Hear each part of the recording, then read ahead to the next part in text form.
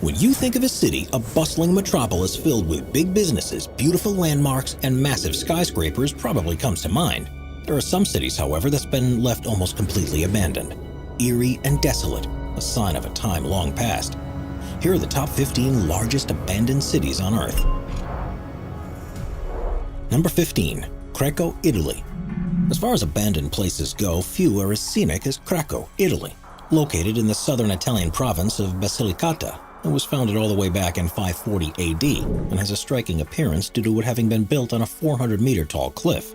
Built in such a location so that the town could defend itself from potential invaders, said defense mechanism worked well 1,500 years ago, yet it eventually led to the city's downfall.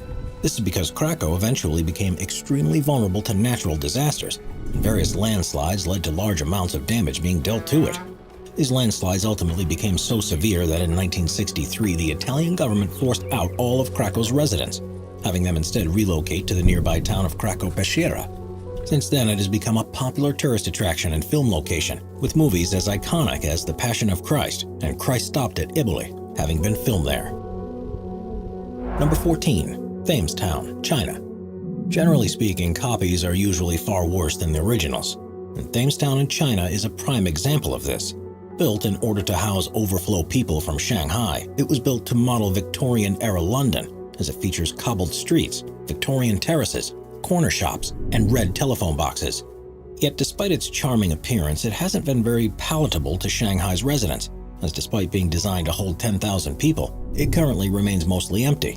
However, considering that Shanghai is a city that's certainly not on the decline, we're sure people will be forced to move there sooner rather than later. Number 13. Kangbashi District, Ordo City, China. While most city districts are busy, vibrant, and of course full of people, Ordo City's business district of Kangbashi is anything but. Located in China's northern region of Inner Mongolia, construction began in 2003. Yet despite it having a capacity to hold up to 300,000 people, as of 2010 it only had a population of about 20 to 30,000. And since then the population has only grown slightly. As a result, despite having massive residential and office skyscrapers and high-tech facilities, it's still a very quiet place to live in. Number 12. Kennecott, United States. The town that officially holds the title as being the northernmost on this list is Kennecott. Located far up north in the snowy state of Alaska, it's notable for having produced about $200 million worth of copper ore between 1911 and 1938, which today would be worth about $3 billion. However, in 1938 the mines officially closed down, making Kennecott a veritable ghost town. Yet since then it's been incorporated into the Wrangell St. Elias National Park and Preserve, which is the largest national park in the United States, and as a result, it's seen a steady stream of tourists over the years. Number 11. Kayaköy, Turkey. World War I was easily one of the most brutal conflicts in history, but we'd think you'd agree that few towns felt its effects as strongly as Kayaköy, Turkey. Built in the 1700s, it's located in southwestern Turkey, yet for years had a sizable Greek population. However, once World War I came around, the Ottoman Turks began persecuting the Greeks, and this came to a head in 1923, when a population exchange between the two countries caused Greeks living there to be forced to evacuate, causing the town to quickly become abandoned. It has since become a small-scale tourist site. Number 10. Oradour-sur-Glane, France. While Oradour-sur-Glane was certainly never a large city, it stands apart for having one of the most tragic tales on this list. Occupied by the Germans during World War II, it entered the bad books of the Nazis when in 1944 it was reported that highly decorated SS officer Helmut Kampf had been killed by resistance fighters from the town. As a result, SS officer Adolf Dieckmann decided that revenge was in order, and thus marched on the town with several SS troops, forcing the men into a barn and women and children into a church. Both groups were brutally killed by the soldiers due to a mix of gunshot and burn wounds, leading to a total death toll of 642. Almost every single citizen of the town was murdered on that day. Therefore, after the war's conclusions, President Charles de Gaulle ordered that the burned-out ruins of the old town be left untouched as a monument to the victims.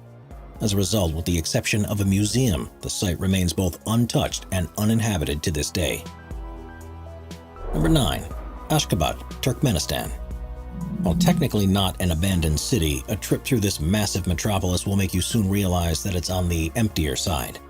You see, Ashgabat, which is the capital of the former Soviet state of Turkmenistan, is very impressive at first glance, holding the Guinness World Record for having been built with more marble than any other city on the planet. It's chock full of massive monuments, spectacular statues, and brilliant buildings, including a large mosque and major sports complex that was used for the 2017 Asian Indoor Games. Yet despite all of this glamour, the city remains nearly empty. This is because rather than invest in economic projects, the government has consistently used its massive oil and gas revenues to make Ashgabat a display of wealth in an otherwise impoverished nation. As a result, they have consistently evicted people from their homes without compensation and stifled the free press in order to allow these building projects to go through, despite the country's GDP per capita being less than $7,000. When you then further consider that Ashgabat is considered to be one of the most expensive places to live in the world, thanks to Turkmenistan's sky-high inflation and lack of access to even the most basic products, it becomes painfully clear why this city has essentially become a massive ghost town. We are constantly adding more people to the Top 5's production team to bring you all the best content. Be sure to subscribe with notifications on and hit the like button. Number 8. Pripyat, Ukraine. While war, the economy, or central planning are the most common reasons for cities being abandoned, Pripyat stands apart for being abandoned largely thanks to a nuclear disaster. That's because on April 26 of 1986, a catastrophic meltdown took place inside reactor number 4 at the nearby nuclear power plant at Chernobyl. This spewed flames and radioactive material into the skies over Pripyat, which was a nearby city built to house the plant's scientists and workers. As a result, the city's 49,000 inhabitants were evacuated within 36 hours. And in order to ensure that no one went back, the Soviet government established a 29-kilometer exclusion zone around both Pripyat and the power plant. Yet despite this, many former residents have had major health problems related to their nuclear exposure despite being in the radioactive city for less than 2 days. And most incredibly of all, there are still some that refuse to leave Pripyat, even after the nuclear meltdown, with this population constituting about 400 people to this day. However, despite this massive mess rendering Pripyat inhospitable for at least the next few centuries, authorities have deemed it safe enough for tourists to venture inside of it for short-term visits. As a result, practically anyone can purchase a guided tour into the abandoned city today, so long as they're willing to shell out about $100 to $500 per person. Therefore, if you're planning on visiting Eastern Europe anytime soon, we highly suggest putting this spectacular city onto your bucket list. Number 7. Kolmanskap, Namibia. Mining towns tend to have a pretty finite lifespan, and Kolmanskap is certainly no exception. Located in the southwest corner of the southwestern African country of Namibia, it was founded in 1908 after a nearby railway worker found a large diamond in the area, leading to a massive diamond mining boom. German laborers came in droves to the town, which eventually grew to not only have amenities such as a hospital, ballroom, theater, sport hall, and casino, but also the first X-ray station in the southern hemisphere and the first tram in Africa. However, in 1928, a much larger deposit with much easier to find diamonds was found 260 kilometers south of Kolmanskap. And by World War II, the Kolmanskap mines began to become severely depleted, leading to the town being completely abandoned in 1956 due to the natural forces of the desert. Kolmanskap is now covered in knee-deep high sand.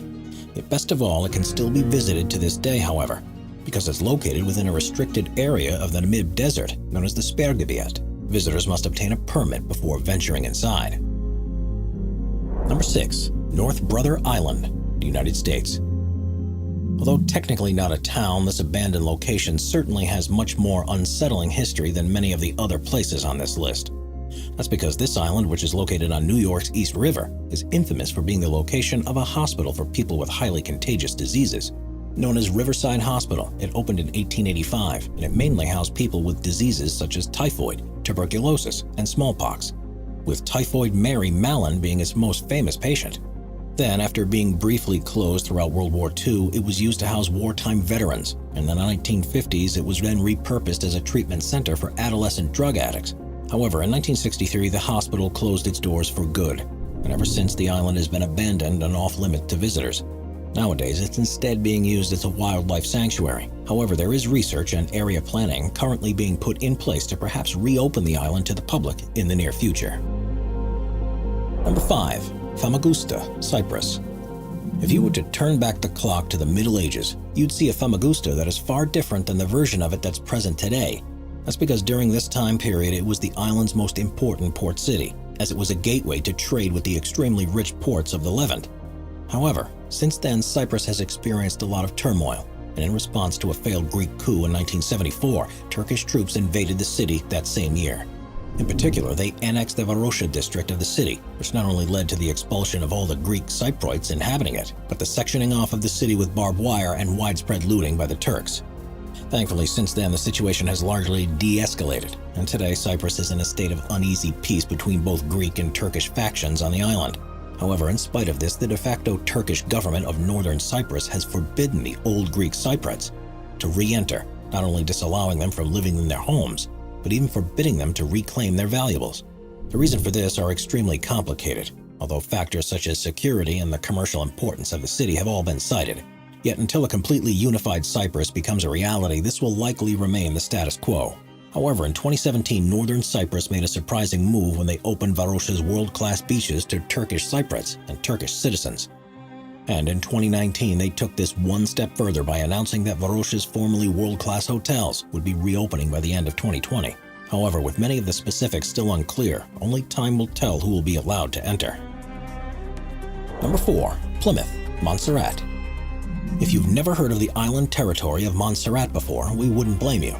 Located in the southeastern Caribbean, Montserrat is an overseas territory of the United Kingdom, and after Plymouth became its first European settlement in 1632, it remained largely forgotten by the world at large. Yet a few hundred years later, its existence would come to an abrupt end. In July of 1995, a series of large eruptions at Soufriere Hills volcano, which had been inactive for centuries, sent pyroclastic flows and ash across the southern portion of the island. As a result, by December of that year, the entire town was completely evacuated, with residents being allowed to come back in 1997. However, in June of 1997, the volcano began erupting once again, with these eruptions leading to a permanent evacuation of most of Plymouth's citizens soon afterwards. Luckily for the Montserrat Islanders, this evacuation had been well-timed, because between August 4th and August 8th of that year, a further series of large eruptions destroyed approximately 80% of the town, burying it under 1.4 meters of ash. This hot material burned many of the buildings, making habitation nearly impossible for many of the residents, and causing the British Navy to intervene and evacuate those who had remained in the city. As a result, a large portion of the island's residents ended up moving back to the mainland United Kingdom, and in turn the island became economically depressed due to both its population decrease and the destruction of most of its economically profitable businesses. Nowadays, the southern area of the island continues to be deemed as an exclusion zone, as volcanic activity in the area has not yet paused. Yet if you'd like to visit, there are tours that organize excursions to this exclusion zone. However, considering that the volcano is still active, you'd definitely be entering at your own risk. Number 3. Hashima Island, Japan. As we alluded to before, mining towns usually aren't places with a very long lifespan, and Hashima Island in Japan was certainly no exception. You see, after a coal mining colony was established on the island in 1887, workers and their families began to flock to the island.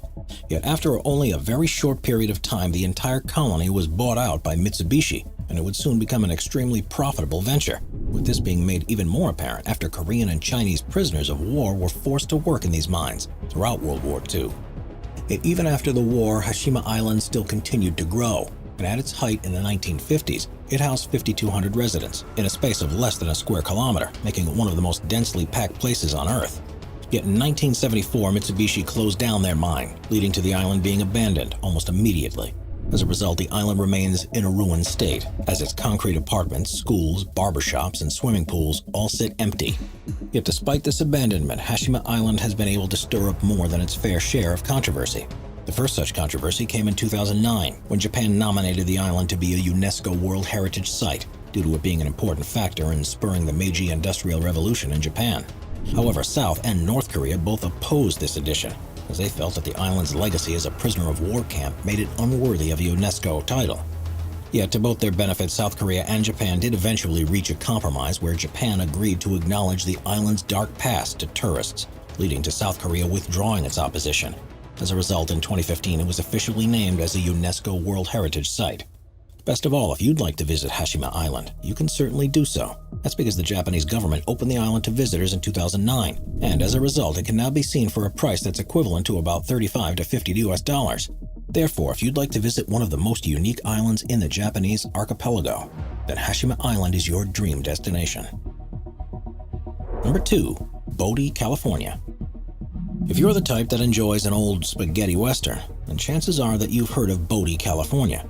Located in the eastern half of the state on the border with Nevada, the area was first settled after small amounts of gold were found in 1859 and became a full-on town after large deposits of gold were found in 1876. This convinced an influx of prospectors to make the trek over to the town in order to try their luck, and by 1879 Bodie had a population of about 7,000 to 10,000 people and a total of 2,000 buildings.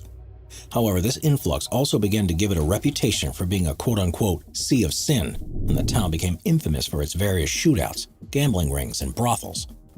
Yet the gold deposits and Wild West shenanigans couldn't last forever. In fact, by 1910, the town only had a few hundred people, and in 1942, the last mine was closed, with everyone moving out by war's end in 1945. As a result, it sat for a couple of decades as a completely abandoned ghost town. However, in 1961, it was designated as a National Historical Landmark, and in 1962, the California State Legislature authorized the creation of Bodie State Historic Park. This led to the 170 remaining buildings being maintained in a state of arrested decay, meaning that while not having been restored but having instead been protected from decomposing further. And although this means that no one can live in Bodie any longer, in a sense it's now far more popular than it was during its boom years. That's because to this day it receives about 200,000 visitors annually and is easily one of the most popular ghost towns in the world. Number 1. Fordlandia, Brazil. While the Ford Motors Company may have made massive strides in improving the lives of workers across America, in Brazil the company was less than successful. You see, Henry Ford first began to look to Brazil when he wanted to source his own rubber for his tires, as he was growing tired of having to pay for it from the British firms that had a monopoly over the resource. This caused him to invest about $20 million, or about $290 million today, into creating the equivalent of an American working-class town on the Tapajos River, which runs right through the famed Amazon jungle. Founded in 1928 and called Fordlandia, he created amenities such as an American-style bungalows, swimming pools, hotels, and even a golf course in the hope that his Brazilian workers would grow accustomed to this type of community. However, to Ford's misfortune, the project became a disaster almost immediately. The first major issue was that there were no roads connecting Fordlandia to the rest of Brazil. Therefore, the only way to enter the town was by the Tapajos River, which proved to be a logistical nightmare. Then the American planters, who had little knowledge of tropical rubber cultivation, made the mistake of growing all the rubber trees close together rather than space them apart, which caused them to quickly succumb to tree funguses, disease, and various crop-eating critters. Yet worst of all, the Americans managed to infuriate their Brazilian workers by imposing strict sets of rules that include bans on alcohol, tobacco, and of all things, soccer. Causing the workers to revolt and the crop harvest to fail, Ford decided to move 40 kilometers downriver to a more fertile site. And while this site did end up producing some rubber, it was around this time that synthetic rubber became easy to mass produce. Making natural rubber to become obsolete, this caused Henry Ford's grandson, Henry Ford II, to sell all of his Brazilian land back to the Brazilian government for pennies on the dollar in 1945, losing millions in the process. As a result, the town now sits abandoned far in the depths of the Amazon and still receives curious visitors from time to time. That's all we have for you today, everyone, and thank you all for watching. Let us know in the comments down below which abandoned city you might want to visit one day. And if you enjoyed this video, don't forget to like, subscribe, and smash that notification button so you never miss out on any of our latest content.